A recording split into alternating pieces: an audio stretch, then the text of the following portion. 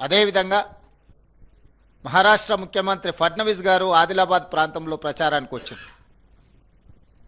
ఎప్పటి నుండో కొన్ని దశాబ్దాలుగా ప్రాణహిత చేవెళ్ల ప్రాజెక్టుకు సంబంధించి తుమ్మిడిహెట్టి దగ్గర 152 మీటర్ల ఎత్తున ప్రాజెక్టు నిర్మించడం ద్వారా ఉమ్మడి ఆదిలాబాదు జిల్లాతో పాటు ఉమ్మడి రంగారెడ్డి జిల్లా వరకు గోదావరి నదీ జలాలను తరలించడానికి అవకాశం ఉంది. మహారాష్ట్రకు సంబంధించిన కొంత భూమి ముంపుకు గురవుతున్నది కాబట్టి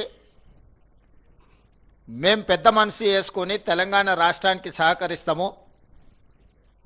చాలా కాలంగా వాయిదా పడుతున్న ప్రాణహిత చేవెళ్ల ప్రాజెక్టును మీరు నిర్మించుకోండి.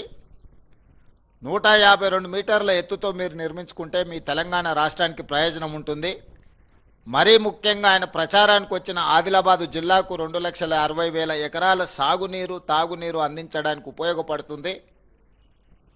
కాబట్టి మహారాష్ట్ర ప్రభుత్వం మీకు సంపూర్ణంగా సహకరించి ప్రాణహిత చేవెళ్ల ప్రాజెక్టును పూర్తి చేయడానికి మేము ముందుంటాము. కాబట్టి మా మోడీ గారిని మా బీజేపీని చూసి ఓటేయండి అని ఫడ్నవీస్ గారు ఏమైనా మాట ఇస్తారేమో అని చూసిన ఆయన ఇవ్వకపోను. గతంలో కొన్ని ప్రాజెక్టుల విషయంలో మహారాష్ట్ర భూమి ఇస్తే ఆ భూమికి నష్టపరిహారం కూడా ఇవ్వలేదు తెలంగాణ ప్రభుత్వం. తెలంగాణ ప్రజలు మమ్మల్ని మోసం చేసిండ్రు అని చెప్పి ఫడ్నవీస్ గారు మనల్ని అవమానించే విధంగా మాట్లాడి మనల్ని అవమానించి ఆ తర్వాత మాకు ఓటేయండి అని ఫడ్నవీస్ గారు అడగడం జరిగింది. అదేవిధంగా